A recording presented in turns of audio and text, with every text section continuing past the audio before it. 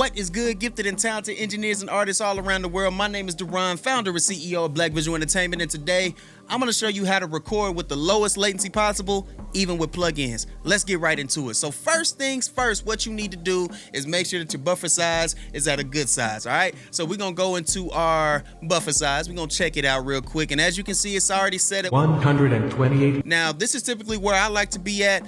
You can go lower, which is 64 or 32 samples, or even 16, but a lot of computers can't really handle all that, and my computer, you know, even though it's a good one, it's been good to me, I like to stick with 128 just because, you know, hey, it's not the newest thing in the world. Not all computers are really good at handling super low buffer sizes. So 128 works for me, 64 every now and then. I would typically stick to 64 or 32 if you're not using plugins at all during recording. 128 is a really good place to be at. My sample rate is at 48,000. Keep that in mind for later, but we got that set up good. Don't use 1024 or 2048. Do not use 1024 or 2048 during recording, okay? You're gonna have a bad time, all right? Don't do it. Okay, I already got some plugins set up, man. Let's go over a couple of them. So the first thing I have is the NLS channel, man. This is a great summing plugin that I love to use. We got the Auto Tune, Metal Tune, you know what I mean? Got the Pro Q4, which is a great plugin. The Tube Tech CL1B. Don't know nothing about this one. If you don't know nothing about this, man. Yeah. Then you got the Pro DS, which, you know, we all know when everybody loves a good DS, so you know what I mean. And then we got the Virtual Mix Rack, which if you don't know, now you know, man. The Virtual Mix Rack is a very software efficient plugin that you should definitely be using for your recording chains, man. I'm putting it out there so that way you know. You heard it from me. All right, we have all those plugins, and a lot of people would typically think that this would add a lot of latency. It doesn't. If you look down here in my performance meter, and don't worry, every single DAW has a performance meter to some degree, okay? Pro Tools has one, Studio One has one. All the different DAWs have their own versions of a performance meter, so don't worry about that. But in this particular one, it shows me here that on my record track, I have 135 samples, right? But they measure latency in milliseconds, not samples. So how can I convert this number into milliseconds? Very easy. The equation that you need in order to get that done is 1,000 divided by your sample rate. The number that you get from that, you're gonna multiply that times the number that you see right here. So basically, I put that together. I think that's 1,000 divided by 48,000. That's 0.0208. And when I do that, I get 0.0208 times 135, and then I get 2.8. Holla at your boy. Okay. You full of shit. So I get 2.8 milliseconds of latency, which is not bad. You typically want to stay as far under 10 milliseconds as possible.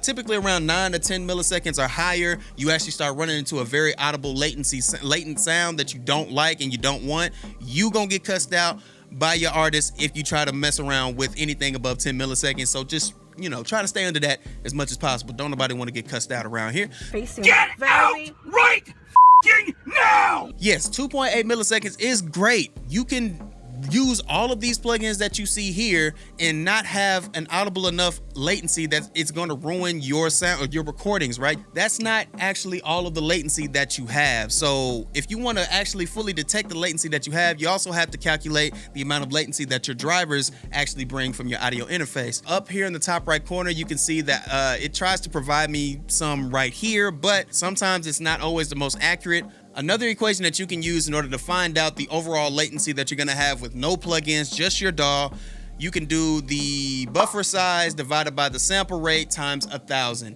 And in this particular case, that would be 128 divided by 48,000 times 1,000, which would come out to 2.7 milliseconds, right? So 2.7 milliseconds is naturally what it's gonna be when I have nothing on. And if I wanted to add these plugins, then I would just add the number that I got from the previous equation to this one. So 2.7 plus 2.8, you know the math. There it is right there. I'm done doing math for the day. I'm tired. So now, even with those two numbers combined, you're still well below 9 milliseconds and 10 milliseconds even. So you don't have to worry about latency, which is great. So if you are wondering how the people on YouTube, TikTok, Instagram Live, if you are wondering how all these people are recording with no latency, and they have all this processing on, and they sound so nice and so crisp and so clean, so fresh. This is how they're doing it. They're using software efficient plugins, and they understand this stuff well enough to know I'm not gonna run into any latency problems, nor am I gonna run into any pops or clicks. You're welcome. So with all these plugins that you see up here, obviously the latency is not bad. Now, what if you wanna add reverb and delays? Don't worry, I got you.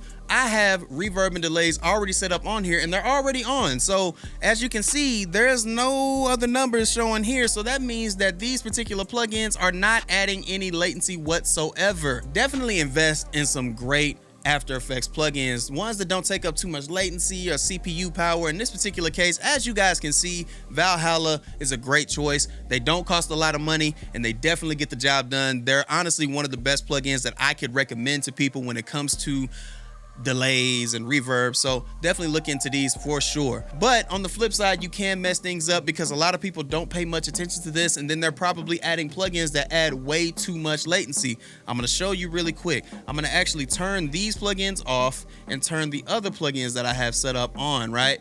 So if I go here and if I shut all of these down, you know what I mean? I'm doing this the slow way, shut up. And I turn all of these on. Now let's look at my PDC. Let's look at my performance meter. As you guys can see, man, I am hitting 3,550 samples just on the record track alone. Oh, well, not the record track, the beat track alone. Yeah, don't lose the beat, mother. Roll with me, shut up. Just on the beat track alone, I'm already hitting 3,550 millisecond.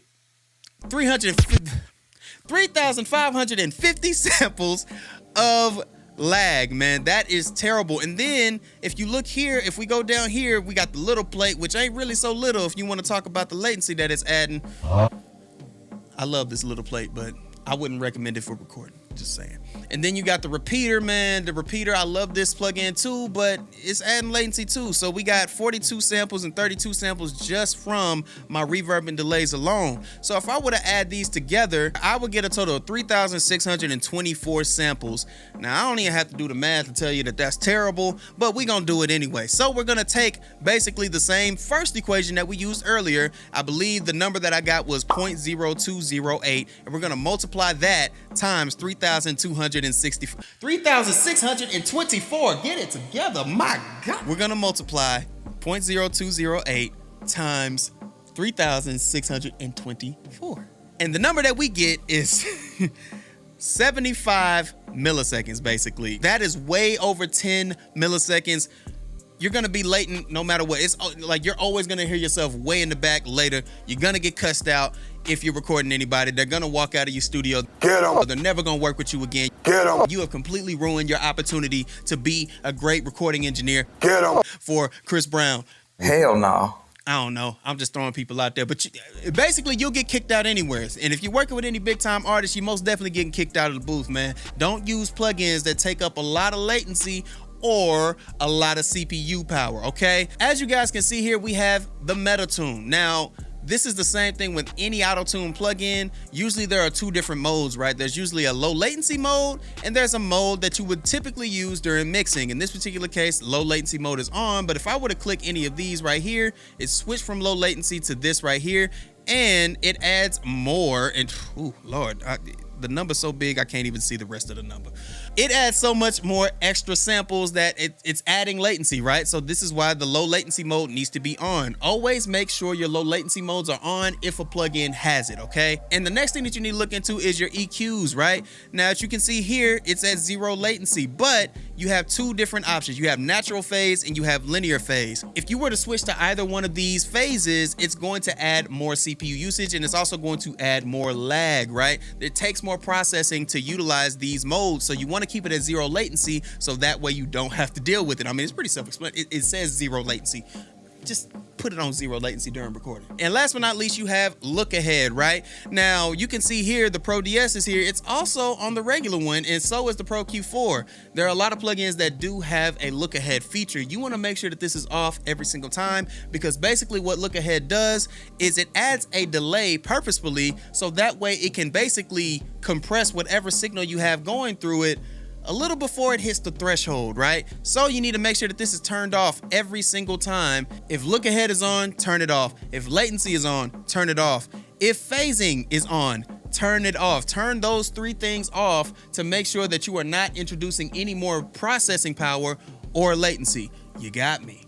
All in all, man, you want to make sure that you're not utilizing plugins that introduce lag or a heavy amount of CPU power, because it's going to ruin your recording sessions every single time. Thankfully, there's a ton of processing plugins that you can get out there that don't use a whole lot, and you can get a great sounding demo mix while you're recording every single time, even with reverb and delays and such things like that. Speaking of recording, if you Look at his face! Look at his face! I understand that. suck at recording, or if you alright, you know what I'm saying, I got something for you, man. If you need to learn any recording terms or important audio terms, or if you just need to know what kind of equipment you need for recording, or maybe you need to find out just how to record in general. I don't know what levels to record at. I don't know how far the mic needs to be. I don't know what cardioid pattern is. I don't know what any of that. If you need to know any of that stuff, man, I got you covered. Take a look at my vocal recording guide, man. It goes over everything. We're talking 27, 28 pages of nothing but pure gems that'll definitely take you to the next level when it comes to your recording journeys. And of course, if you need a little bit of help further than that, I'm gonna be recording a lot of videos that's gonna give you a lot more information, especially if you're the type of person that needs to learn things a little bit more hands-on or just through video. I got you too, man. So keep that in mind. See y'all later. Bye.